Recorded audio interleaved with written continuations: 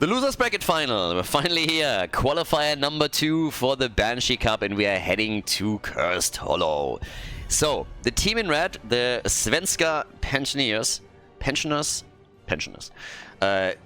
Insane series. If you haven't watched the previous game where they played against the Raiders, you definitely owe it to yourself to check that out, because it was ridiculous.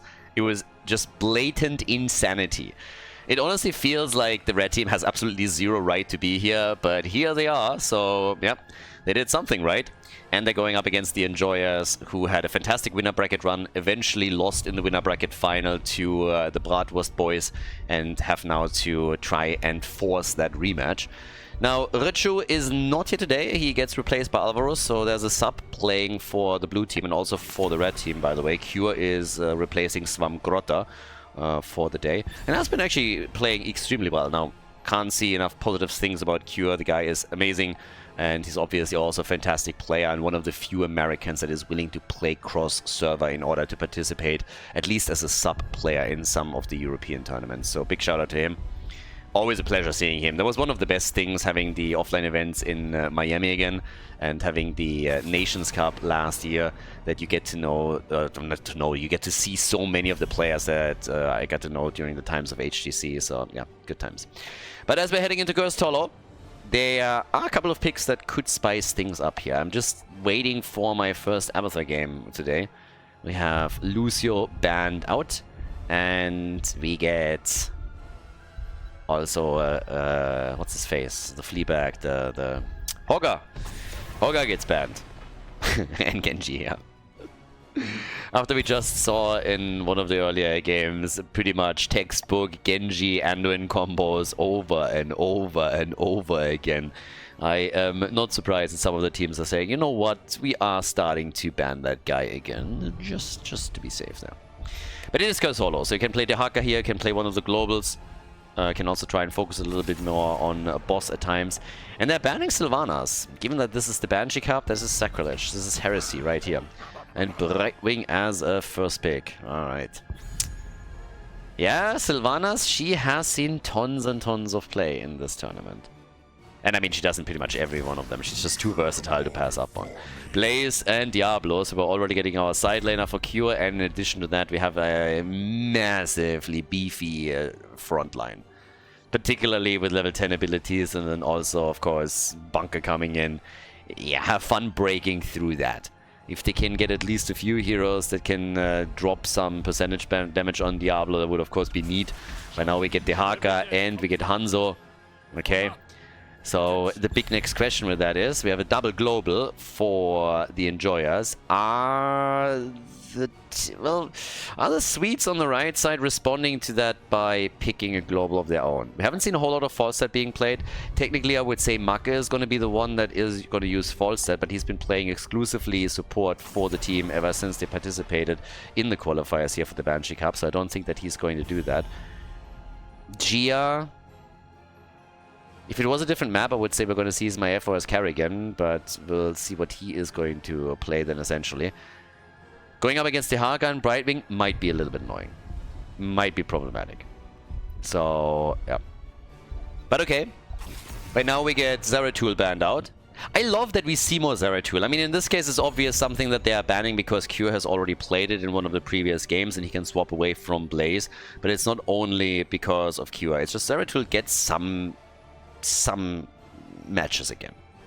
And I love it because he's an amazing hero to watch. He's super fun. Teams have just figured out how to keep tabs on him and the positions that he could go to, and have started to just murder him. And he's fallen off therefore. There's Maiev for Gia. Even on Cursed Hollow, they're going for Maiev, and we have Rhaegar. Okay.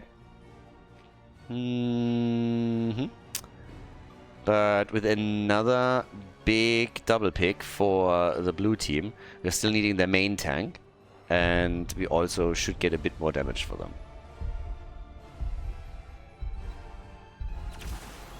Deathwing. I was waiting for something like that. So yeah, Jojo and Deathwing. Alright. Cursed Hollow, our first map, and I'm totally here for it. And they have a lot of global heroes that they can use. If they are playing a bit of a macro game, that would be kind of sweet. I'm not quite sure if they can really pull it off properly, against the team like the Swedes, but still, if they can use that and just like, you know, pick their battles properly when it comes to team fights, but then try and control the macro game, that would be pretty awesome. Just like playing around them on that end.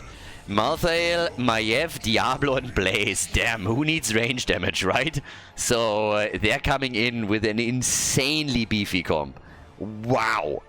Maiev is going to try and tether everybody to death, and then there's going to be stuns galore, and Malthael just wrecking everybody. Solo, game number 1. Let's go. Loser bracket final and qualifier number 2 for the Banshee Cup. Enjoy us on the left with Lavakal on Brightwing, Ether on Dehaka, Itrax with Jojo, Arion on Hanzo, and Alvarus is playing Deathwing, Molten Blood.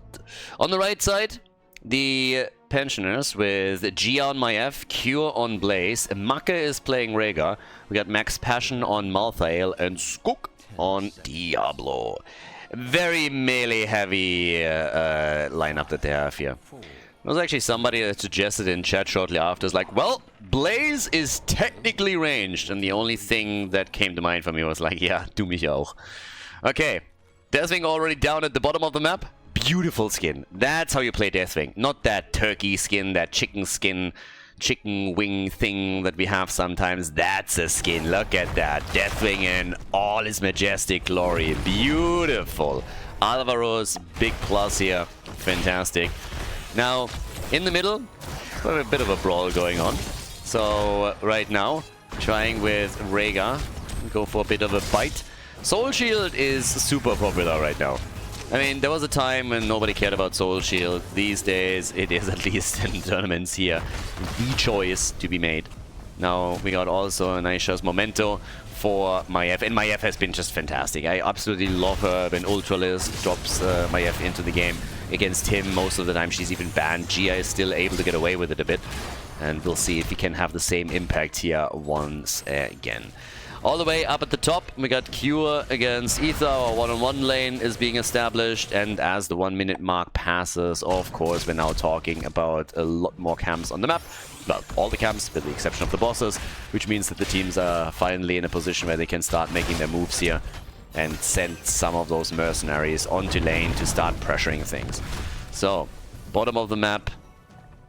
Deathwing, again, I've been saying this for a while now, but I would love to have like some kind of like awesome interaction. Imagine Deathwing going up against Lunara, and he goes in, he's like, ooh, it's a Dia, and then just like gobbles her up and just eats her and kills her instantly. That should be a thing. I mean, honestly, you have Bambi going up against a dragon, and somehow that is not an insta-death of... Bambi is breakfast, that's all that she is. Lunara is breakfast, nothing else. It's not a threat. First kill, though, is against Jojo, so she's down, and the red team is instantly starting to get aggressive. And I have to stress this again, this is the first qualifier that they participated in, and quite a few of the players that you see here, particularly Maka, haven't really played for a long time. I mean, obviously the guy has been one of the pro players in HGC, but he has been on a bit of a Heroes of the Storm hiatus, and it is just cool to see them not only playing here again, but also to see them do this well. They are trying to get to the grand final right now, go up against the Bratwurst boys, and make pretty much a statement. Now, we have on level 4 the Incinerator Gauntlets, we got also the Sacrificial Soul, and the first Tribute is gonna pop up in just 18 seconds, and then we'll see which team is starting with the initial lead on this. Mid lane is already getting attacked. I mean, they broke one tower down, the second one is nearly destroyed, and if they're just pushing this a bit past Lavakala and his Brightwing, they have a chance of taking that out too. Deathwing is still at the bot lane, aiming for the same thing. 50 stacks, by the way, for Diablo. Camp at the top. Dehaka. This is where the globals are going to become really important. If Dehaka can stay long at the top and then tunnel back down, that would of course be fantastic for them to just get a numbers advantage down there, try and make a bit of a move. We still have now Gia coming in. Dehaka hasn't moved yet, neither has Brightwing. Both of them are still trying to get experience for the blue team. The longer they can basically stall this out, the better, essentially. That's kind of what you're trying to do here. Stall this out as long as possible, and then, you know, make your play with the globals, move down into the fight. You also have Deathwing, which is of course annoying as hell whenever you want to channel anything, and the Diablo is going to see that in just a second. Deathwing, it doesn't even have to help out here, but it's one of the most annoying things about the hero. Whenever you're starting channeling, Deathwing is just coming in, no! And yep, that's why we're seeing so many trying to go for double channels in order to deal with exactly that. Deathwing is going for the superhero landing as he's starting to say hello down there. Yeah, Brightwing still in the middle, Dehaka all the way up at the top. This hasn't changed yet either. And Brightwing is really going to change the balance a bit in the middle. So somebody on the red team is going to start splitting off towards the mid lane, take a minion wave down and then come back down here. But that first tribute is already fairly delayed. I mean, everybody is already sitting there saying like, alright, let's see what we can do. Let's stall this out just a little bit longer. And then have a bit of a look-see. Essentially, I mean, this could last ages. We could see this last until level 10, honestly. Because at the end of the day, you're going to end up in a position where somebody will need to go for a fight. Either some team says, alright, we're out of here, you can have it. Or it's going to be a commitment and a fight, and this is likely going to happen around level 10. I mean, we're 5 minutes in now, and we haven't seen the first tribute channel. The bosses are up. The Siege Giants were snuck in by Chia's Maiev at least. Skork is not even halving and saying hello here. So everybody is just going through the motions. Everybody knows that it's not going to happen right now. Blue team is going to interrupt this time and time again. Way too many tools for them, but the red team is also not willing to give it up in the slightest.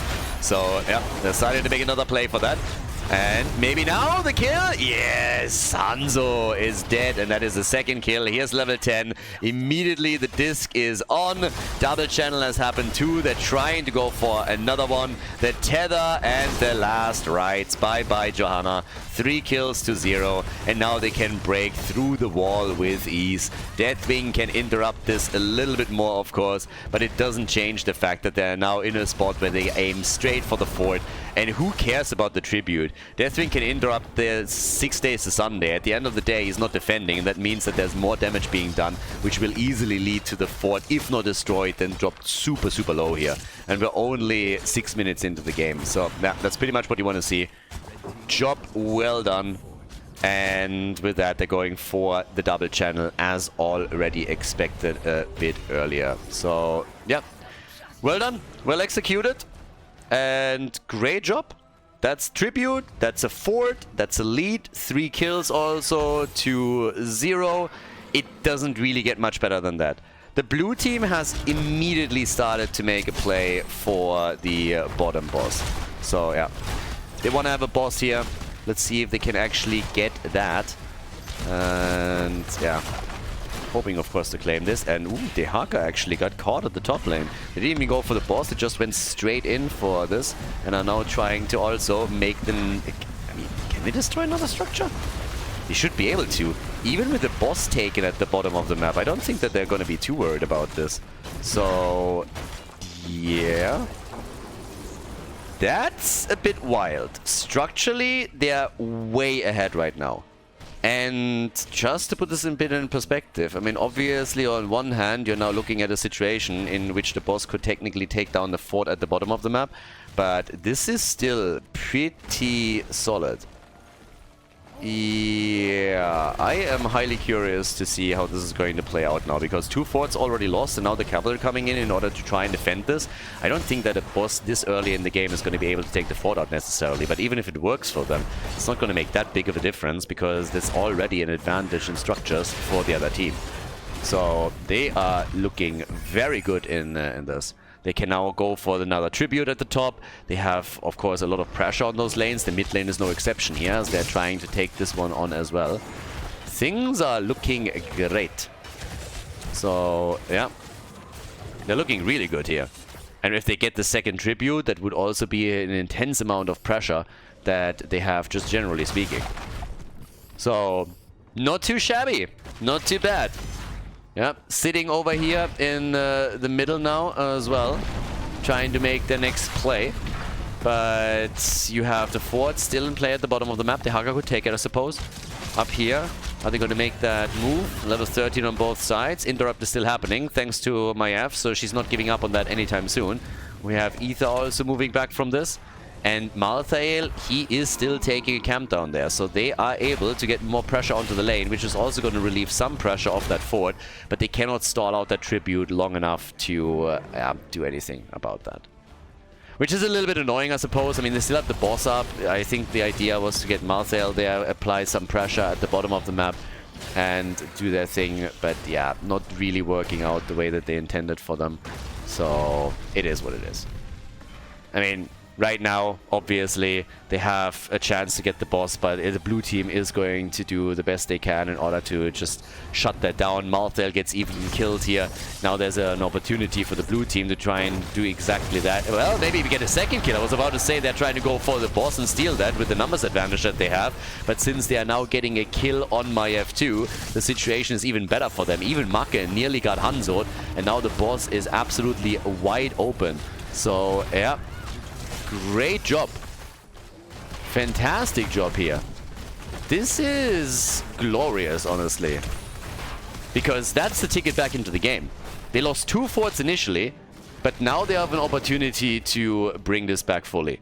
Get that boss, take that fort out at the bottom of the map that is basically already destroyed. The second tribute is something that you can try and grab. Maybe get that fort over here. So there's still a couple of moves that they can make. Deathwing has to defeat those siege giants first. They've been super valuable, by the way. Those are the ones that Malthael claimed earlier during the fight for the tribute topside. But now the second tribute goes without a contest to the Swedish team. They're still a bit ahead in experience and will grab the early level 16. And this one. It always tilts me. I mean, you can't just simply move there, obviously, without risking that you're gonna get caught and killed. Obviously, the problem for the blue team is they don't know where everybody is on the red team side. We have the entire map vision. Therefore, it's easy for us to say, why does nobody move there and just take it down? But you can only do that when you know exactly that it's safe to pull off. Deathwing is finally moving in and is going to claim it now. So yeah, good for them. Gets the damage, should go for the big turret, and there it is, waited for the minions first, and that will allow them to take down the bottom fort. The minions are gonna claim it. But there is another tribute on the map now, and this could be a potential curse in favor of the Swedish team. Oh, nice wall stun too. Not enough to seriously threaten Jojo, but still. And now the arrow connects with 2, stuns them out, disc against the Haka. Gia still fine. And Malthael is slowly making his way over towards the fight, because currently it's a 5 versus 4. And in we go. Malthael says hi and has a chance at the last rites here. Ether though with the essence. Gia in the choke point. Gets licked and killed. Dehaka with a big boy plays. Malthael still trying. Could drop the last rites. I'm not quite sure if Burrow was already off cooldown or not. But can go for Lavakal. And last rites where? No. Not even now. Still no? Hello? Finally. But yeah, that was the wrong target, dude. You waited so long. Earlier, I don't think he had the burrow cooldown, but then you had 3 targets, and I'm not even sure if he was trying to click him, but yeah, that didn't work, and now at least Cure gets the curse. The question is just simply, is that wasted a bit because 2 heroes are dead? I'm not even sure. They are going to... I mean, the one thing that they're getting out of it is that there's nobody pressuring them too hard. But that curse, yeah, that curse will prevent the blue team from getting a ton of map control thanks to those kills. We'll also have them at least in the 5 versus 4 situations and not down too many players. But still, can they actually take some structures out? I think the fort, more than that, I don't think so. I really want to know if Malthael meant to hit last rites on Dehaka. Because I've been commenting on exactly that. If he's worried about Burrow, and then he drops it on him anyways. I thought that previously there was a chance to go for Brightwing. There was a chance to go for Johanna. I think Jojo he didn't want to go because he wasn't sure if she still had her Iron Skin up or not. And I assume that Brightwing was just able to jump out of range in the last second. But it's still a bit wild. They are behind in experience now. They try to go for the boss. That's already been sniffed out, and I'm just waiting for the rest of the blue team to come in. This seems like an avoidable mistake. Now they are more or less committed. Everybody is just keeping the boss still up. 5 versus 5. Boss is gonna leash and will be fine then. But yeah, that was a bit of an awkward one. Deathwing sniffed it out so early that there was no chance for them to claim it. 5 kills to 4. Losers bracket final is off to a good start. Nice back and forth the entire time here. And yep. it is quite the game. A lot of action on both teams now. So it's basically a kill for a kill, time and time again here. And yeah, right now we'll see who walks away with the first decisive move to be made. Most of the forts have now been lost. There's only one still standing, and that is in the middle lane for the red team. Red team is also behind in experience. I mean, they have the passive experience lead. 3,000 extra XP that they got through that. But it's not really enough for them yet. So, let's see. Marcel. Team! Angel of Death, Angel of Dead. Deaded once again. And that's possibly a boss. What's the time on the top one?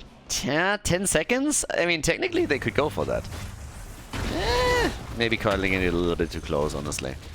But okay, as is, we're now having level 20 versus level 19 and a half. This game is a little bit strange, because initially it really looked like the red team is going to be the one that dominates things. But now we have both of them on 20 at the 15-minute mark. So very early in the game. A lot of structures already destroyed early. Weird fights. The first tribute was delayed for an eternity.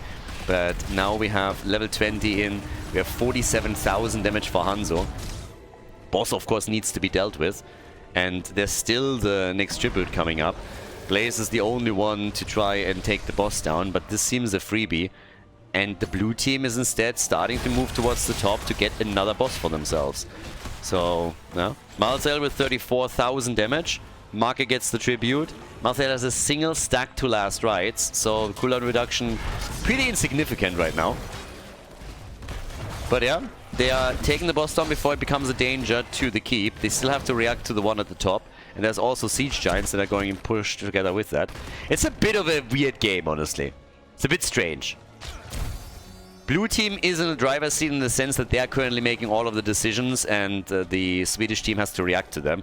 Boss taken at the bot lane, has to be defended against. They move top, they take the second. Another defense is being set up against it. It's a tribute for a tribute though. So there's not a lot that the blue team can currently capitalize on. Arrow, okay.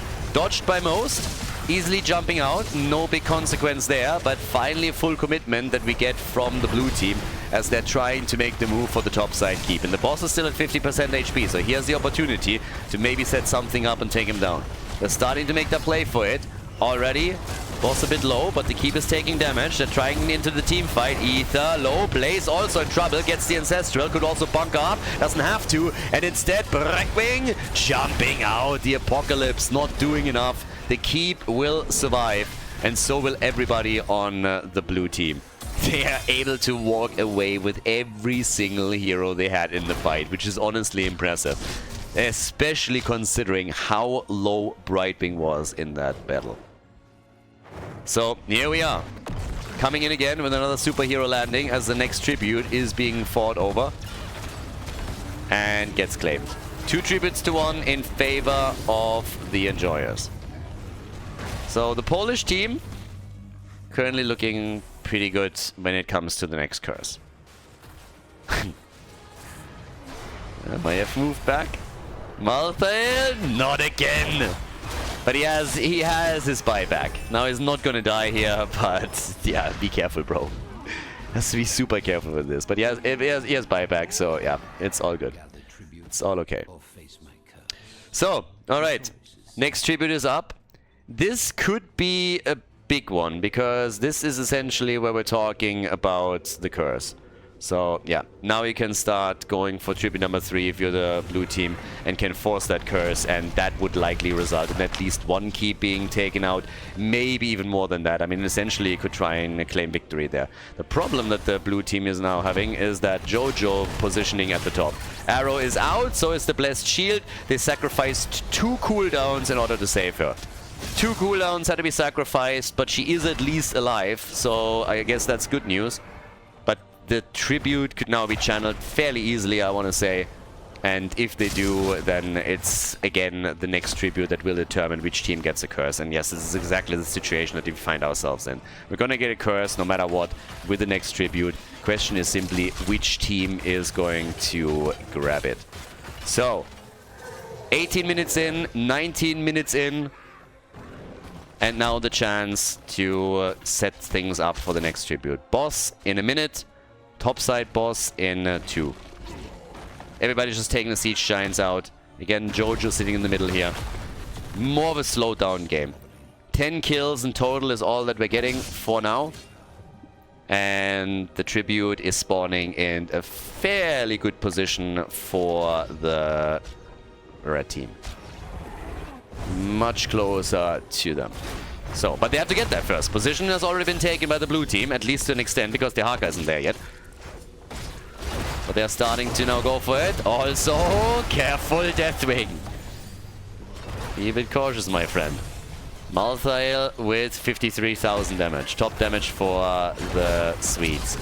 So yeah, there's the arrow, and Marke gets it. Marke gets it. Interrupt doesn't connect. There's the curse. If they can get a kill with this, that would be fantastic. And they're trying. They get the discount against the Haka. There's the chance. Last right needs to be popped. Could do it now. No, too early. But they still get the kill. They kill the Haka. He's gone. No stack for Malthael, but who cares? They have a camp in the middle that is pushing for keep number 1. At the top, it's a catapult and a minion wave that are doing the same thing there. And they're just chasing them 6 days to Sunday right now. Atrax is gone. And with the help of the curse, this should be the lead in this series. In the losers bracket final for the Swedish team. It's a 5 versus 3, and they're taking the keeps down one after another. Topside is getting attacked. They're in the middle, breaking through it without any trouble whatsoever. Minion wave at the bottom is damaging the keep there. And up here at the top, there's catapults already doing the exact same thing. The core is under assault, and things are not looking good for the Polish team. They're trying to rally here with everyone that they have, but the Haka is down for another 15 seconds, and this is just not happening. They tried and did the best they could, but it's just not possible. It's gonna be game. Deathwing is gone, so is the core. The lead in this series for the Swedes. GG. Before we head into game number 2, make sure that you subscribe to the channel if you haven't done it yet so you don't miss out on any future content here on Khaldor TV. Game number 2, Swedish team in the lead, match point for them. They had quite the run in this tournament. They had to really break through the losers bracket, and so far they've done a stellar job. They ended up in a losers bracket final where we are right now. Alderic Pass is the second map. And it's time for the enjoyers to show what they are made of, because, well, this is it. If you lose this map, you're 3rd place in the qualifier. Still good, but obviously they want the rematch against the Bratwurst boys in the grand final. Fantastic team name again. They jumped around with their names, so Bathrobe and Bratwurst is apparently what they now call themselves. I mean, we know who the Bratwurst refers to and who the Bathrobe refers to, but still, it's like a wild team name and also way too long for any scoreboard. So, Bratwurst or Bathrobe boys it is, like one of the two. We're probably going to bounce between them a bit. Either way, we now get the bans, at least the initial ones. Heroes that have been played cannot be played again. Only rule that we have for drafting. There's no pre-bans. None that will happen later on in the tournament either. And Zamuro gets banned now. Okay. Yeah, it's a big map, so they're going to try and ban out some of the shenanigans that could be thrown against them. We have a lot of the globe is already gone. I mean, the Haka is out now, so that's not something that you can pick up anymore. In addition to that, first pick for the blue team. I mean, here's the chance. They wanted first pick, first ban after they lost the first map. And now they can lock it in. And it is Tracer. First pick Tracer. Okay. Now, that immediately, of course... I mean, you get Tracer as a first pick. It stands to reason that you're probably looking to draft something like Tyrael, Malfurion. At least those are big options that you could theoretically try and get. That's the holy trinity for Tracer players. There's still lots of other stuff up though, so they don't have to go down that path. But if they just want to put all of their eggs into the Tracer basket, there's a chance to make it happen like that.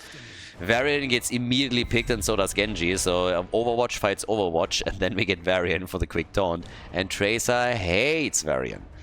That taunt is the last thing that you want. It is the last thing that you're going to see or hear before you die, but it's also the last thing that a Tracer player wants to see in a draft. So yeah, job well done. Anduin gets now played, That is a bit different. He's great against Daddy and can pull heroes out of a fight. So whenever that taunt comes in, Anduin is perfect to deal with that. Now it's obviously a little bit of a cooldown trait that eventually you are going to lose. Varian has a very low cooldown on his level 4. But still, the initial damage or the initial problem is most of the time solved, and that you can just like try and, you know, reset the entire play. Next ban. Junkrat. Okay, so he's out. Still want to have a fall. Side laners are going to be probably my biggest question mark right now. What we're getting for them. And also with Hammer already banned. I would just love another Vala for some reason. We had one game yesterday. I can't actually remember which one it was. But we had a game where Vala was played for damage with an arrow build. I would like to see that a bit more. Those were the days when Chris was still playing. Chris loved to go arrow build. Every single game, every single map, it doesn't matter. Arrow build, arrow build, arrow build, arrow build. So yeah, was always good. Would have been amazing if we would see this a bit more often. But see, these days she's not quite as popular anymore. Was for a while, of course, with a double support. But yeah, in comes Sonya. Ooh, and Karazim. Sonya, Karazim, Varian, and Genji. I mean, right now, I'm waiting for the Abathur pick. I'm looking at that and I'm thinking, give me the Slug, baby. Every single hero that is on that team would be fantastic with an Abathur symbiote. Would be glorious. It would be funny as hell if they would do that. I don't see it. But boy, oh boy, you just imagine them going hunting with an Abathur symbiote. Instead, we're now getting a pretty beefy front line. We got Thrall, we got Imperius, so triple melee, creating space and time for Tracer to do her thing. And our final pick for Max Passion. What are we going to get from him on All Direct Pass? Still waiting for his Chen pick. Maybe if we get Battlefield of Eternity later, we're going to get it. But as we're heading into the first match point for the red team, they have the big chance here to go to the grand final of the second qualifier. And our final choice is Sylvanas. Banshee Cup, and we have the Banshee Queen. Game on, second map in the best of 3. All Direct Pass, ladies and gentlemen. Match point. Game number 2. All Direct Pass is the map, and on the left we have the Polish team. Ether playing Thrall in game number 2. Lavakal on Anduin. Itrax on Muradin. We have Arian on Tracer, and Alvaros is playing Imperius. To the right side, the opponents. The chance to move on to the grand final with Gia on Genji, Cure on Sylvanas, we got Make on Karazim, Max Passion on Sonya, and Skok is playing Varian. Time to party and see... Ooh, what? High King's Quest again? Really? Another Smash game? With that lineup? I hate everything about this choice. Everything. Seriously? You have Karazim for a 7-sided strike, you have Sonya for follow-up leap if you don't take Wrath of the Berserker, and you go Smash? Wow. I mean, so many question marks right now. I have questions, and not only one of them. I hope level 1 was a misclick and he's going taunt anyways, but usually that indicates Smash. With Karazim and 7-sided strike, that is a wild choice in my opinion. But okay, we got 1 kill already. Sylvanas went down super quickly. So, yeah, goodbye. Pulled a Lauber, essentially. And that is first blood in the game. But, let's see. Tracer on the other side, and yeah, I want to see what level 4 brings. Okay, anyways. High King's Quest set aside just for a second. Obviously, the camp is now popping up, which means that both of the teams are going to make plays for that. Try and take that quickly, which is exactly what we are seeing right now. So camps are taken. Down at the bottom of the map, a bit of an attack against Varian, but he survived. So Alvaros and Itrax were not able to kill him. We're now looking still at the top side. Tracer nibbling on the edges a little bit and trying to go for Sonya. Has, of course, in the long run, not really a chance there. Too much sustain for Sonya on that lane. Particularly, well, as long as she gets some help, and Thrall is now saying hello, that's a different story. In the middle of the map, there's also a battle going on, as we have Skok coming in Cure with extra damage. He tracks low, pushed back very easily. There's level 4, and thank God it's Taunt. Thank God. Oh my, you have no idea how relieved I am right now. I questioned everything. Everything that I know about the game and everything else. It's just like, wow. So yeah, he goes High King's Quest on level 1, but we still get Taunt. Woo! Bullet dodged, baby. Bullet dodged. Oh. Oh, I'm so relieved, you have no idea. Like, this just made my day. Like, oh, I got scared. I got so scared here. We get Taunt against Tracer with the 7-sided strike, so yes. Taunt is in the house. 1 kill, 0 still, thanks to Sylvanas dying early. We now get Reverberation. Still a talent name that makes 0 sense. Thank you, Blizzard. They literally have a talent on that tier where you get a double clap. You could say the first clap reverbs. Has a bit of a reverberation going on for it, but nah, why would we name it like that? This makes way more sense. Nope. Okay, it doesn't, but yeah. Okay, level 6 versus level 6. First objective is already up. Nobody cares about it. At this point, usually around level 7 up to level 10, this is where the first teams are starting to make a bit of a move, unless you have someone like a Nubarak on your team that can cheese it pretty much by himself.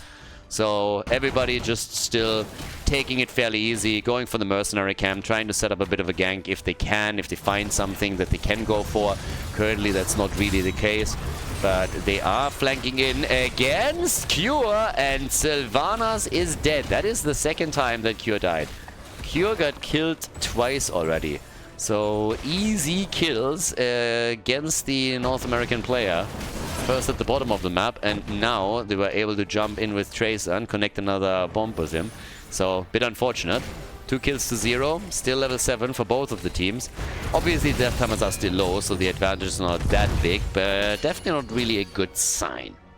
Now they're trying, of course, to use Cure to also go for some side lane pushes here. And they've been doing this now several times, so yeah, trying to get that, but we'll see. Another quick jump is already being made in the middle, as they're also aiming to push this back even further. So over here they can start to make the next move and push this baby out. Maka is going for some mana. Nobody has really made a play for the prisoner camp yet, so teams are just very, very patient on this. Everybody else is just, again, going for the camp whenever it's up, so we're going to see them go over for this one. Again, blue team should try and make the same play in just another second. This is not really a big surprise or anything going on with all of this. The party is really starting when the teams decide that it's time to go for the objective, and also the bosses are up, and we're going to see some plays made for them. It's probably going to take a little bit until the boss is being fought over. Definitely not happening before level 10 is a thing. But for the first cavalry, that's a different story. They could start and force that fairly soon. Blue team is getting ahead now, though. They have a slight lead in experience, but something that they can definitely extend slightly. And yep, Cure gets attacked again and already has to half back. So Tracer has Sylvanas' number right now. That's definitely true. The question is always, how long is that going to be the case? Because once that we have actual team fights, you have Varian assisting her and some of the others as well, and then things can very quickly go south. One taunt is all that it needs. Good coordination and communication on the team side that uses taunt, and all of a sudden Tracer is just dead. Anduin has to react immediately, and that's it, in that spot, and then just like pull her out of the fight. But Tracer is so far doing great, and she has been picked as a first pick, so that helped them a lot. Atrax gets saved, Sundering, only one team with ults, and that ult just saved Muradin. Muradin was saved by it, and both of the teams now with heroic abilities. But yeah, if they didn't get the ult right then and there, Muradin would have fallen. Sundering from Thrall couldn't really make the difference. But now we got 7-sided strike and we get Leap. So we get a taunt into Leap as a big tool now for the team. There's already 7-sided strike number 1 being used. Trying to make another play here. Tracer goes down, finally getting killed by Karazim. Obviously, it's the bald boy that makes the move. And Leap... Sonya going for the most awkward lead that I've seen in a long time, and it just results in her getting killed. I think she wanted to stop Imperius and was hoping for others of the team to move in and then take it down, but yeah, that backfired spectacularly, as you can see here. So Imperius is trying to get away. Whoa! and then she just dies. I mean, she came in, jumps forward with the leap, and it goes down a moment later. So, yeah. It's 3 kills to 1. With that said and done, we now have another big wave escorted through by Q at the top. There's a slight advantage, obviously, for the Swedish team now on the objective. But, well, let's see if they can extend that with another play made. Varian has taunts still available, but teams are still waiting for their rogue abilities to come back online. And the advantage in experience for the blue team is technically still there, but it's honestly tiny. I mean, again, it's like barely noticeable. Oh, Thrall at the top, even with the Sundering, and they are able to go for him. Sonya coming in once again together with Marke, and they are able to get that kill. The fight is forced shortly afterwards down at the bottom of the map as they are hoping to get a counter kill, which so far has not worked out for them. But this is now a 5 versus 4 situation for a few more seconds where you can try and build on it just a bit. Death timers are so low that you are not necessarily able to go for the objective, but pushing in the middle here, taking that mercenary camp out, that's, for example, a play you can make. On the objective, they're also getting at least slightly ahead now, so able to make a bit of a play there too. Yeah, starting with another little move against Varian. The bomb already exploding here as they're trying to do the best they can to get out of kill. What a light bomb engage by Muradin here. Perfect timing, and if anything shocks me, then it's that they only lost Sylvanas with the initial approach. But then afterwards, Varian gets killed too, and now they are the ones pushing for the objective. Trying, of course, to tie the series and bring this one back.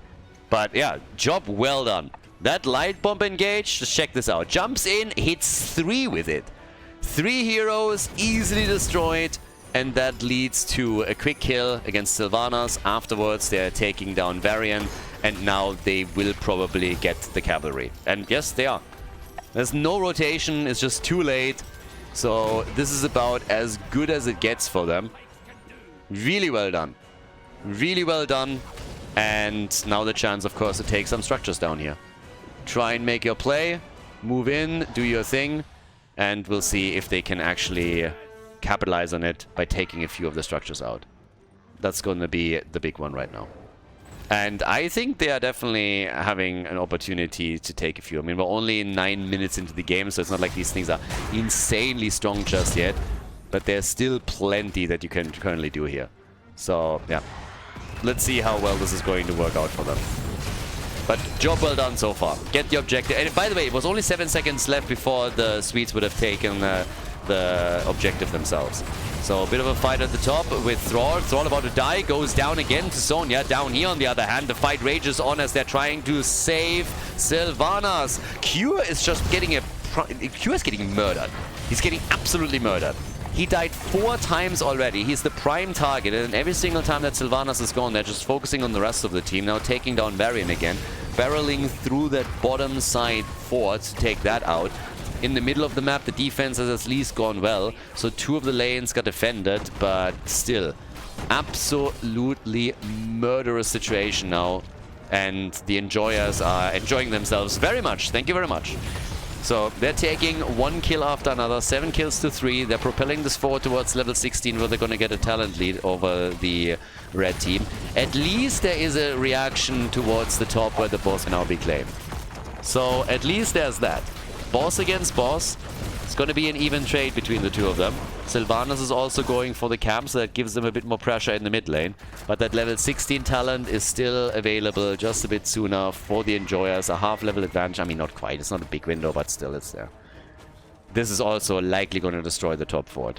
This is actually the advantage when we're talking about the boss position right now, because that fort has no chance of survival. The minion wave alone would have very likely taken it out. Then you look down to the bottom of the map, and this is a totally different story, because the fort has already been destroyed. So if they send everybody down here to defend, they are barely going to lose the wall.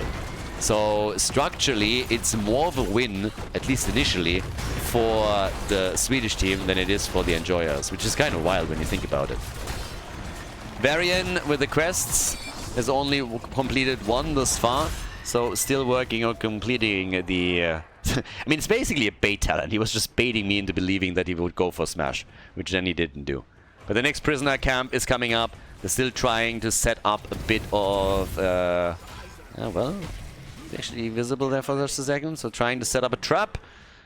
Alvarez is not falling for it though. Nobody is. Instead, they're moving up because they want to go for the camp. So they're going to try and take this. Yeah.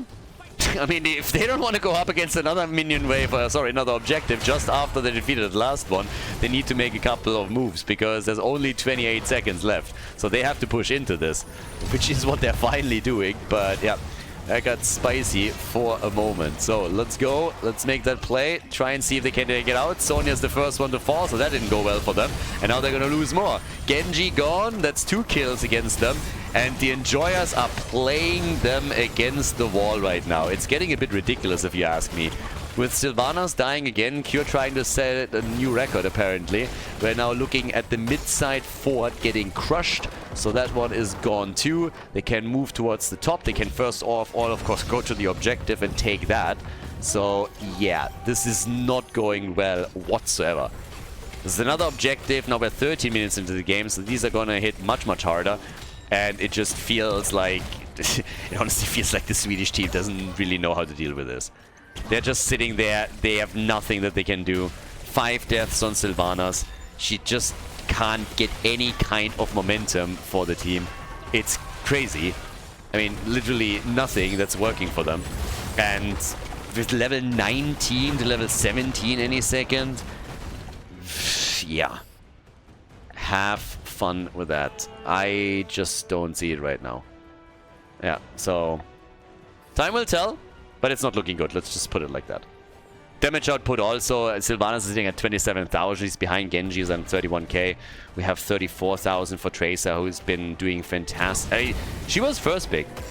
She's been doing great for them. It felt like a bit of a, I don't want to say weird flex to pick her first, but it definitely felt like quite the statement, and so far they're proven right. Now, can the red team still turn this? I mean, duh, obviously. But it's not going to be easy, because once level 20 hits, you are facing off against an opponent that is going to run a big advantage over you for a couple of minutes. And good luck trying to deal without losing any ground. So, yeah, down here, they're opening the wall up a little bit. Not too crazy just yet, but they're sieging up on this. So, yeah, they're sieging up on that as best as they can. The top side fort is going to get destroyed one way or another, so they're already fully aware of that. Instead, it's the bottom keep that they're interested in. They want to take the first one out there. Hope for a kill, of course, too. Level 20 talents are ready, and that's the big thing that they have, the big leverage that they, or the big advantage that they can now leverage. Sonya even had to rotate towards the top now to deal with the cavalry, or they're risking losing hit points on the keep up there. So, yeah. Next move being made down at the bottom of the map. And the tactical pause from Itrax. So they're slowly retreating. They got the keep down by a couple of hit points, not by too much. Don't know if they're having just some hardware issues or if there's actually a disconnect involved right now. But at least for now, it seems more like they have issues with, I don't know, maybe voice, maybe a keyboard or whatever it may be. But yeah, they're still alive here. 11 kills to 3. And level 20 is now in. Now, there's nothing really to take. The boss has already been taken. It's 47 seconds. Sorry, 46. Maybe they can take that. But the red team could react by taking the boss at the top then.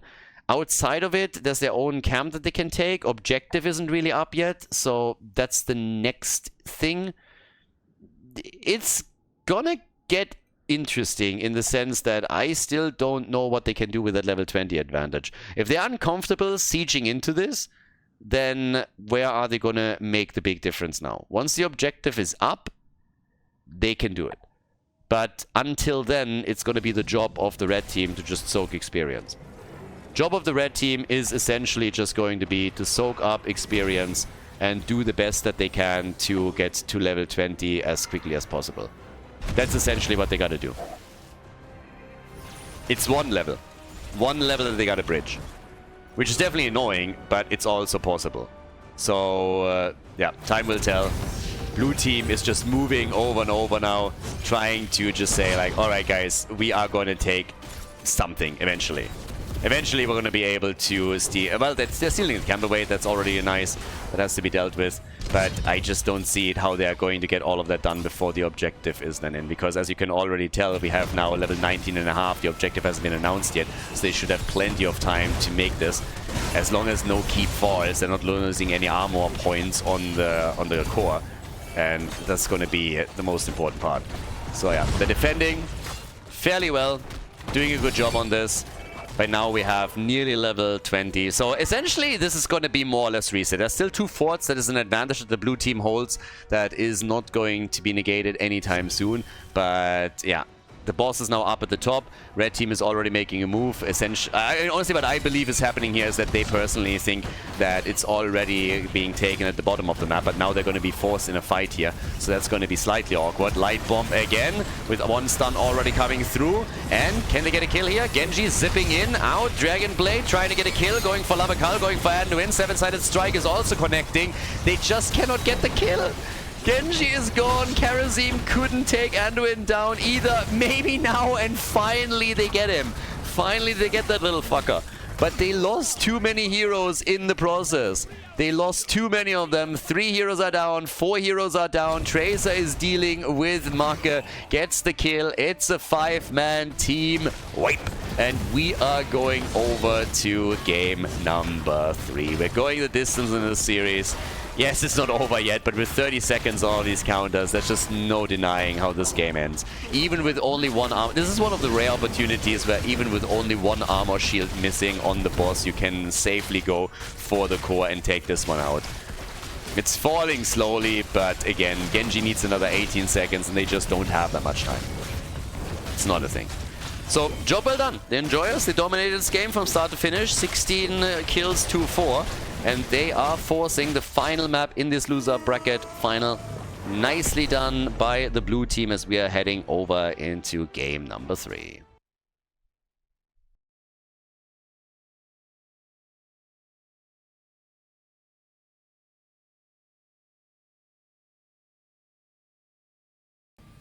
Game number 3. Turns out we're going the distance in the losers bracket final after all. So we get the 3rd game between the 2 teams here. And this map is essentially going to decide which team moves on to the grand final to face off against the Bratwurst boys. BOE is the map. The 20 heroes that have been played already cannot be played again. That's the only caveat here. But since we're heading into Battlefield of Eternity, you have also a lot of choices that you would normally not necessarily take on other maps. But yeah, I am really curious to see who's going to advance here. Because after the first game, I really thought, okay, the Svenska boys, they got it. They played this so well. They had a pretty dominant map there. They are gonna move on to the grand final. And then the Enjoyers just murdered them on Ultrag. Just absolutely crushed them. So now that we're getting Hoga banned out, that we're also getting Lucio banned, I still want to see if we're getting, let's say, I don't know, Vala for immortal damage, if we're going to get Liming again, Greymane. Which hero are they going to choose in order to take down the immortal and try and force this here? We also had like a lot of different comps.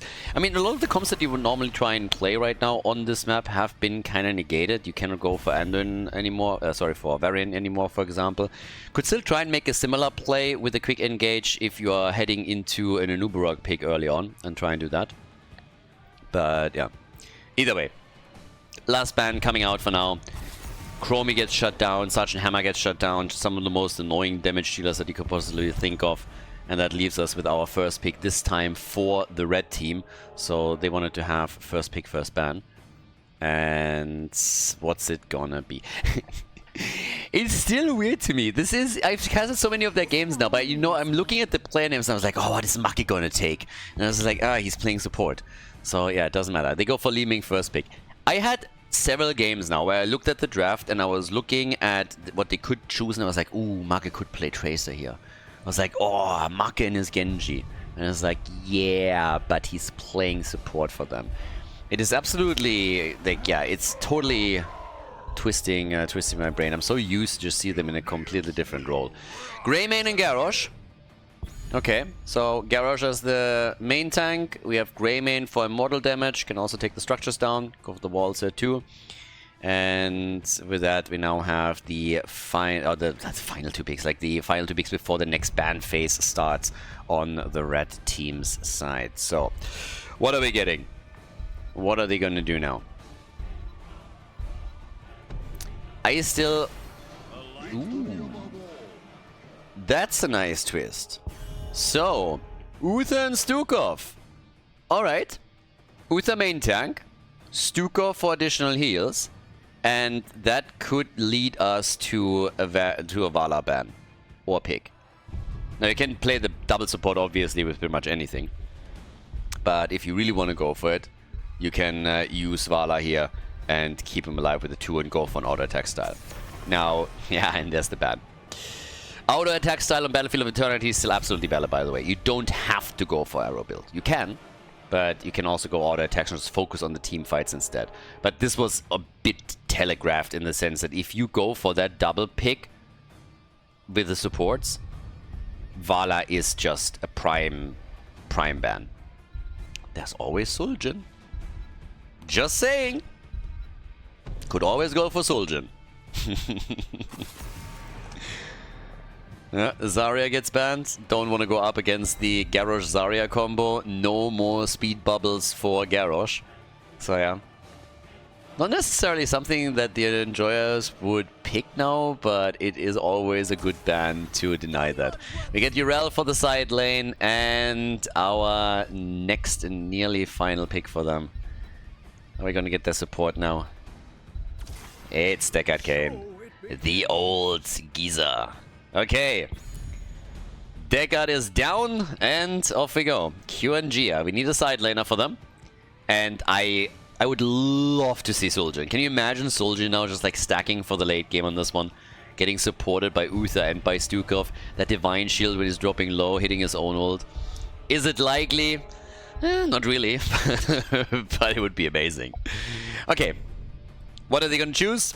Cassia and Chen. Okay, we get Cassia and we get Chen on the top lane, so top shelf plays from the Panda, just kick it up a little bit, and that brings us to Alvaro, so Chen against Yrel also. We got Fat Illidan in the house.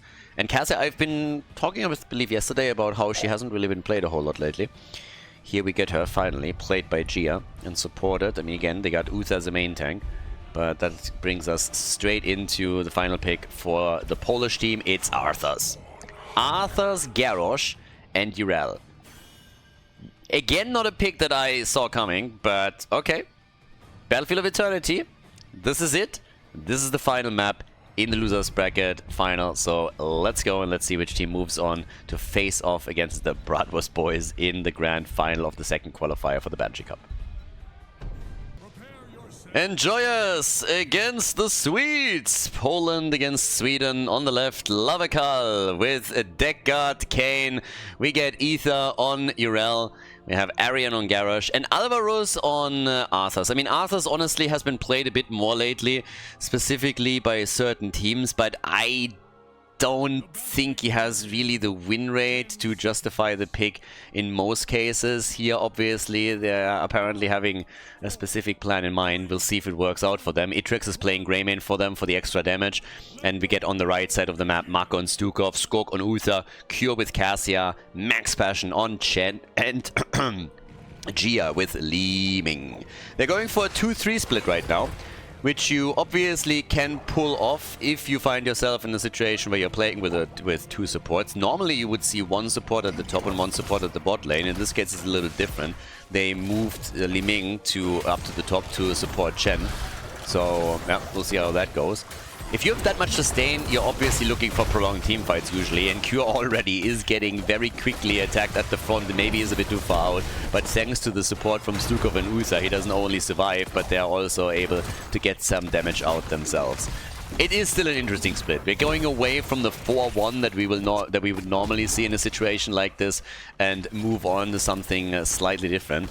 With Arthas, by the way, just as a side note, go more for a bruiser-oriented build with Eternal Hunger as his level 1. We'll see if he follows that up with additional trait talents later down the road. Or if this just is for a bit of additional mana management that you could also get here. Yeah, well, and top side. not really too much done just yet. Gia has to actually back out. Max Passion is who we initially expected. And by the way, can I just for a second say that I called that from the start that Max Passion is going to play his Chen on this map. So yeah, it's happening right now. I have to admit that it's not really the biggest prediction that I've ever made in my entire life, but still it's nice when certain things start to come true. So yeah, he's still sticking with his good old guns there. And that's also one of the first times, by the way, that they moved Cure into a damage position. So Cure is now in a different role than he had previously, because on this map they wanted to have Chen for Max Passion. So Cure is playing Cassia. Camps are being fought over, and the blue team is locking theirs in fairly easily. So they get that without any big trouble, are able to claim it, and now it's a fight. Oh wow, with a nice combo. Connecting straight up with Arthur's. So yeah, he's already dropping a bit low on this. But the battle isn't over. The side laners are now moving back towards the top. In this case, it's obviously, as already expected previously, the battle between Urel and between Chen. But with the first objective now slowly starting to poke up, going to be announced in a moment, we're having each team go for their shaman camp, as they are, of course, trying now to get a bit ahead on this, put more pressure onto the lane as the objective is up, and force the opponent to split off some forces as the objective is being fought over, trying to create a bit of a numbers imbalance that they can capitalize on. They can do that essentially later on. That's the next question, but off we go. We have, for now, level 4 on each side. We're also getting with a level 4 talent of Frozen Wastes. And it is Immortal time! So, the party is starting. Red team is basically there to take the Immortal down quickly. Greymane is doing a very good job soloing the Immortal of the red team on the other hand. And now Urel is helping out. And down here, they're losing a 3 versus 4. Damn. The two supports are barely keeping them alive. Itrax now pausing the game. I mean, things are going pretty well for them. They had some issues earlier already. So I assume whatever it was that caused them some problems is now continuing. But this is an issue, a big problem. You have the choke point and it was just completely controlled. 3 heroes were doing the damage. That's one of the issues that you have if you're playing 2 supports. You also need to get that lurking arm going, get that stun going, tee it up for Gia to get damage out. But now the only option is really to fall back a little bit, which should trigger Greymane rotating up towards the top again and trying to take this one out. They have to also deal with the Shaman camp still. Same is true at the bottom of the map, where I suppose we're going to see that happening with Cure and the rest of the team. But yeah, Polish team, at least right now at the start, looking pretty okay. And that fight has also done a really good job for particularly Arthur's. Because Arthur's has now been able to get some very quick stacks for his trade. And the mana management alone is really going to help him as all of this continues then. So how much of an impact is Arthur's going to have as the game continues? Again, we'll see. If he can just like control the space a little bit and slow them down here, that is already going to be enough, at least initially. But we'll see if he can actually maintain that. The good thing about Arthur's is that he's a third melee. What we've seen so far when he was chosen is he was just simply the side laner or the main tank, and that didn't really work out. But if you want to have a front line that control the opponent quite nicely, then this is obviously a pretty decent choice. The problem with Arthur's is usually that once he commits to a fight, he's committed and you can't easily get him out again. But yeah, is what it is. Game is still just starting, but Li Ming at least got some damage out, sitting at 9,000 damage here. We have the same also for Greymane. Not much more happening just now, but yeah, whatever. Well, it actually fixed the problem, okay. And nobody dies. That was the most important part. They actually threw, I believe, Arthur's forward, but now they had to tap at the fountain. Greymane, as already suggested, moved back immediately when he realized that this was already a one battle for them, so he started to do more damage on the Immortal. They take the halftime show, therefore, as a result, and now they have to just try and get a kill. Already coming in for Garrosh, but Cassia, Cure is again fully isolated there. He's too far out. He had problems on Sylvanas in the last game, and now this just continues with Cassia. Greymane went in and took her out, and then Stukov. So Cure is struggling a bit with Sylvanas and also with Cassia now. He is starting to become a bit of a prime target. Uther has also fallen, which means that we are now looking at 3 kills for the blue team. And after they absolutely crushed them in on the last game, it seems like that trend is just going to continue in game number 3, at least in the early stages of the map. So not really a good look for them. This is half, 50% of the shield is still intact. And we get Iceborne Fortitude, early level 7. We have also a nearly completed level 1 quest now for Arthas, and he's in the meantime working his level 4 stacks. So this is a pretty powerful combo that they can now set up against this. I'm getting a little bit worried. Red team, they're having big problems in the way they're coordinating this. And Cure, he looked good on Zeratul. I would really, I believe, have liked him a bit more on that side laner. He did fantastic on those, but it seems that the squishy damage dealers are a bit of a problem for now. Again, only early game, always able to turn this around, redeem himself. We'll see if he can pull it off. They defended well enough to save the fort. That's already important. That was actually huge. Because there is a chance, there was actually a pretty big chance that the blue team is going to try and take the fort down completely. As is, it's still going to be standing for a bit longer. We have no Calamity, by the way. Seeker has now been taken instead. It's a bit annoying for team fight. Well, it's not annoying, but like, I honestly like Calamity a lot more for the team fights. But then again, if you're trying to just YOLO out damage against the Immortal, and that's your main goal in all of this, then it can be pretty beneficial to play this out with a Seeker, simply because you're going to be guaranteed to get more damage in that way.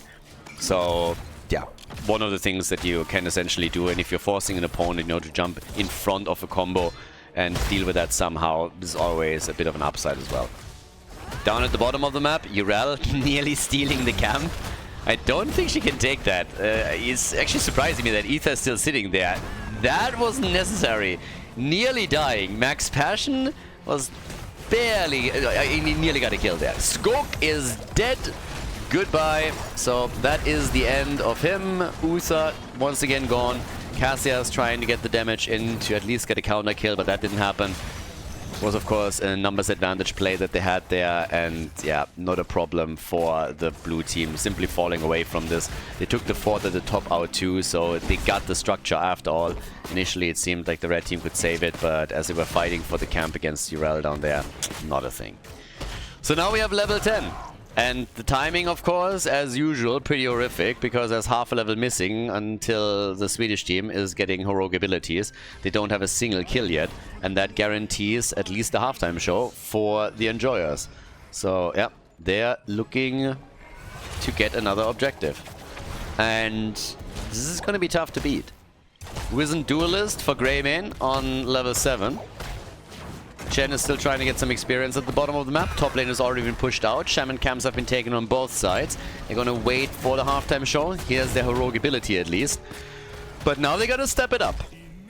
Now they have to start making a move. Because this is not looking too great. If you lose that Immortal, and if it's a big shield too, then your bottom fort is likely going to fall. Then you don't have fountains any longer on the lanes, with the exception of your own base. So yeah, it's pretty important to get at least something done here, even if it's only removing parts of that shield. So can they do it? That's the big question. Thrall is not in the game. I don't know why I said Thrall. Arthas, on the other hand, with 12 stacks on his level 1, and more importantly, he is now about to be done with his level 4 quest as well. And the Divine Shield is already out. Cassia had to be saved. Divine Shield is out. Here comes the top cake play as they're trying to isolate them a bit. Stukov is currently going for some claps and is slapping everybody around. But there is just too much beefy frontline for the red team to break through. Yeah, again, Cassia is getting attacked, gets a lot of the heals here. Greymane is low, nearly getting killed. In comes Deckard Cain to drop his ult, but he just can't get these kills. Look at Greymane just walking out of this, and the same too for Garrosh. It's still impressive that the red team didn't lose anybody in that fight, I suppose. But they are struggling with that front line. That's just simply the truth of the matter. Once that you have Yrel, Garrosh, and Arthas moving in, the red team is having huge amounts of trouble here. They need to create a bit of space, and they've been trying to use Chen and his Keck for that. But despite the fact that they were able to survive through the fight, they couldn't kill anyone either. And now it's just simply a reset. And then everybody is going to jump onto the Immortal once again. So that's essentially what is going to happen.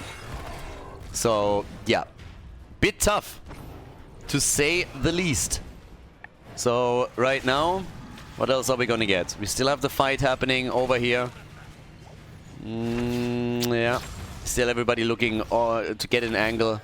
get an easy kill somehow. So far it hasn't happened. Chen is starting to move in as they are aiming for Arthurs, who pops the Army of the Dead, so they're getting that first. Chen already jumping out. They're using the Immortal as a bit of a fallback point now that they can try and utilize. I mean, it's working to an extent, obviously, but they need a kill. Greymane would be fantastic if they can finally get him, but without Calamity for Li Ming, it also makes it difficult. They get him, actually. They finally take him down here. But is that enough? It's a 5 versus 4 now. If you ever make a move and push this one out, this is about it. So this is the opportunity to try and push this and get that Immortal. And they're immediately moving over to it. Can destroy the entire thing. Shield is also heavily removed, which is fantastic for them. But the blue team is fighting back as best as they can, given the situation that they find themselves in. Greymane back on the map, so they bought enough time. Cassia jumping in again for some damage. The heals are still coming. And Arthurs is working it. I mean, damn, he's running out of mana right now, so that's one of his biggest problems. But he's not the only one that has that issue. There's several others that find themselves in the exact same boat. So, yeah, fairly unfortunate that they couldn't go break through and take that Immortal. That would have been fantastic for the Swedes. But they're trying to defend. They're trying to get mana back for some of those boys. And Itrek's pausing the game again. I am not quite sure what exactly the problem is that they are facing here, but it seems to be an ongoing issue. So, yeah, they're not well, actually they lost Garrosh this time. So Garrosh dropped out of the game. That's one of the problems that they had. They're super close, by the way, to level 13. So that will give them an advantage in talents. When it comes to damage output, take a look at Arthur's here. Arthur's is currently at 23,000. That's not only because he has the trade damage going for himself, but it's also because of him just being in the thick of things from start to finish in every single fight here, capitalizing on the Frozen Tempest to an extent too. So he is really bruising it up. He has more damage than Garrosh, and he's insanely close to Greymane as well. He's not too far behind from Li Ming either. Li Ming is at 30,000 nearly, and Cassia is at 26. So Cassia is definitely pulling her weight, but it's yeah, it's kind of crazy. It's really this Garrosh, Arthurs, and Urel front line that is so difficult to break through. If you're having a normal tank that is has more CC, more stuns, that's one thing, but they only got Uther there. They got all those heals too. Maka is of course trying to supply a lurking arm whenever he has a chance and is doing his best to shut them down, but it's tough. That's why they went for so many ults here also that helped them push the opponent back. They got Wave of Force to create a little bit of space. On top of that, they got the Wandering Kek. We've seen multiple times now from Chen to just try and keep the opponent at bay, and at times of course to isolate a target, get for example I don't know, Greymane away from the rest of the team. And then we got the flailing swipe, the big slaps from Stukov. Maka has been using that a lot to keep them back. Now for these boys it's kind of important to get mana right now. Again, Gia with over here the Seeker choice instead of Calamity. And ults are mostly ready. I mean, even Usa is going to get his Divine Shield back. I'm a bit curious to see if we're going to have Greymane just try and push through that wave. I guess they're only down here because they want to have the experience for level 13, and who can blame them, actually. But, yeah, over on the left side, we're now having Garrosh still struggling, but hopefully he's going to come back into the game soon. And he's back to business. Seems like a bit of an internet issue. Didn't we have that the other day as well? Now that I think about it. But the Polish internet is just struggling these days. Whatever it is, Arthurs is actually following up. Frost Strike on level 13. They have the talent lead. That's why they had them at the bot lane. And here comes that fight. And let's see if... Oh, the control from Deckard Cain. Straight in that choke point. Urel is coming in. Gia is attempting to get combo after combo. They might get the kill finally. Arthurs goes down. Maybe now. Divine Shield on Cassia. The Immortal is taken. It's a 5,000 hit point shield. But they got the kill. 24 seconds before Arthurs is back to business. And maybe now they can defend with ease at the bottom of the map at least. That would of course be pretty nice if they can do that. Because as long as Arthurs isn't here, it's going to be a bit easier to deal with all of this. And the blue team is moving in a bit late. The shield is already lost, and the Immortal, as you can see, gets taken out very, very quickly. So, yeah, no chance to make a big move here. yeah, not a problem for them. So that objective didn't do a whole lot. Instead, what happened was a rotation towards the top, as they are now trying to go for Chen. But you can't take Chen out that easily, particularly when he still has his keg up. Didn't even have to use it. Camp at the bottom of the map. So the red team is starting to find their rhythm, I'd say. Yeah, they have level 13 now as well, so they close the experience gap that the opponent established. Up at the top, Chen, on the other hand, still in a bit of trouble. Still has to be careful here, and Greymane is finally able to take the camp for them. And we have Glass Cannon. Damn. Alright. Gia is asking for it. I mean, if he's able to stay away and at range the entire time and just YOLOs one combo out after another, yeah, alright, fair enough, but that's going to be difficult. If Greymane is at any point getting into range of Gia, yeah, that would be a disaster. But okay, it's all about positioning right now. And you have a double support. To be fair, you have two supports that are supposed to take care of you. Now, that obviously doesn't help you if you get insta-killed, but yeah, maybe they can survive a bit longer through that. Still, ballsy statement to be made. So, half a level until 16. Another big problem. Those talent advantages around the objective continue to happen in favor of the enjoyers. And it's obviously bad news for the Swedes. But maybe they can do... the timing could be worse, could it now? Great for Poland. Poland with level 16, just at the right moment now. And it is absolutely ideal. This is about the best timing that you could possibly have on that. They know it too. So, yeah, easy peasy. Level 16, halftime show. That's what we'll see the teams go for. And now the team fight itself very likely gonna be dodged. I do not believe that they're going to be comfortable going up against the level 16 talent. That power spike is just too big. They're going to poke from a distance and hope for a lucky hit, particularly from Liming. The fort at the bottom of the map is, by the way, nearly getting destroyed. So yeah, that is dropping quickly. Over here, still an attempt to make a move. They're too far away from the next talent. There's the keg play. Okay. They're trying to go for Greymane, but he gets out. Deckard Kane gets slapped as he goes for his ult. Urel is jumping in deep. Chen still out. Got thrown around by Garrosh a bit, but this battle isn't over. Bottom fort has fallen. The top fort might fall too. So it seems that the teams are trading forts at least, through their shaman camps that they have. And the red team is still holding on to their immortal. So they haven't lost it yet. But it's dropping low and lower with every single second. Gia with combo after combo. Not enough damage just yet. He's definitely padding the stats over here. But it's just not enough to get themselves a kill. And that's what they really need. That triple front line is way too strong. So that's another immortal for the blue team. And at the top, yes, they indeed lost their fort. So at least on those, everything was just destroyed here. So everybody lost that. Nobody was able to to save their own fort. But once again, we have the next attack coming up, and half of the shield is still intact. Uther, I gotta be careful here. Already starting to retreat. 45,000 damage puts Liming also in the driver's seat pretty comfortably in regards to overall hero damage. The problem, of course, still is if it doesn't help you to get a kill, then you can have as much hero damage as you like, but you need to get those kills. And currently you don't have them. The shield gets melted. And that immortal is not... I mean, we're 16 minutes in. It's not insanely strong, but I expected it to survive a bit longer than that. Now they get the Garrosh kill, and that could help them. Finally, one of the frontliners is gone. So, 50,000 damage for Cure. Cassia is bringing the numbers. They saved the key, but what they really want is follow-up kills. And it seems like they're going to be denied again. This is not a kill-heavy game. We have 7 kills in total.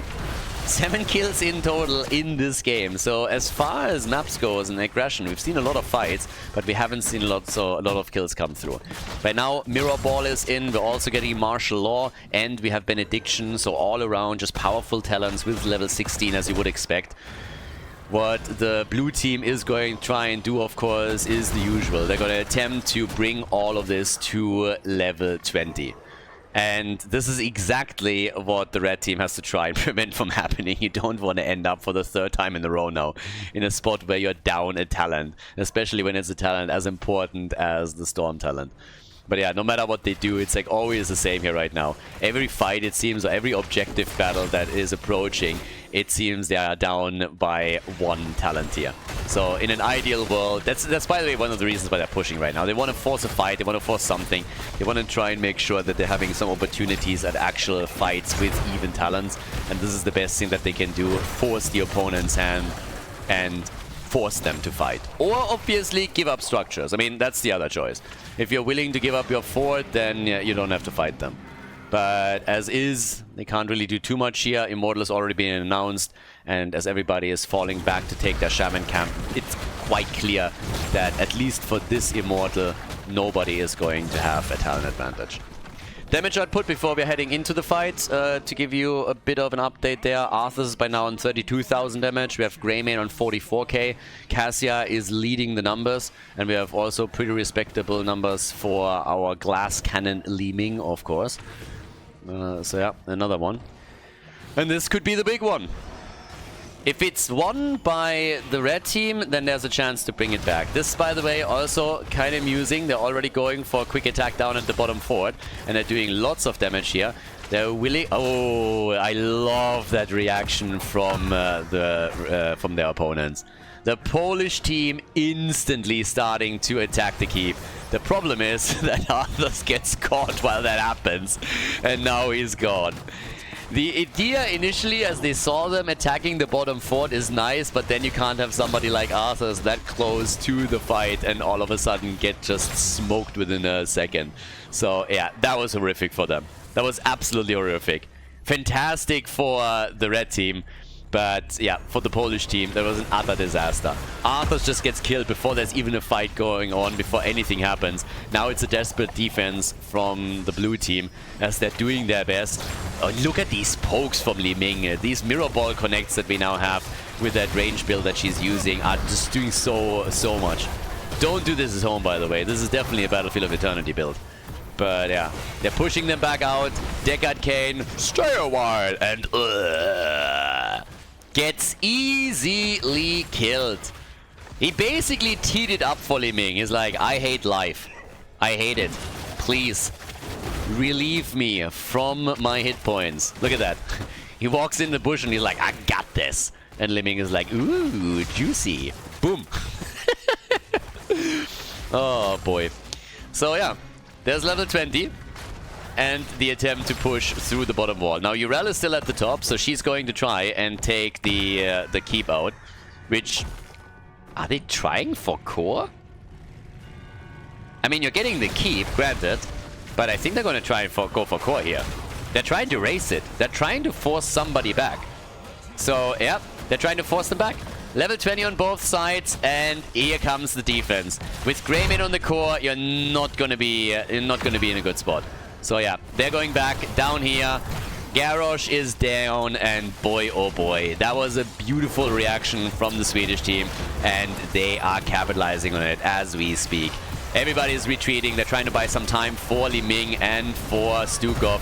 Nearly getting Arthas killed too. Big damage from Cassia. And maybe they can get that kill. Uther is still on the move back. But the Immortal is already on the core. It's a 5 versus 4. And here we go again. Urel, she's not going to survive this. Urel is dead. She doesn't know it yet, but she's dead. Bam. Goodbye. And the shield is gone. And the Immortal is still whacking away. And this should be it. This should be game. They lose Arthas and Urel, and the Svenska pensioners are turning the game around, are turning the series around. 5-man team wipe as the red team moves on to the grand final of qualifier number 2. GG.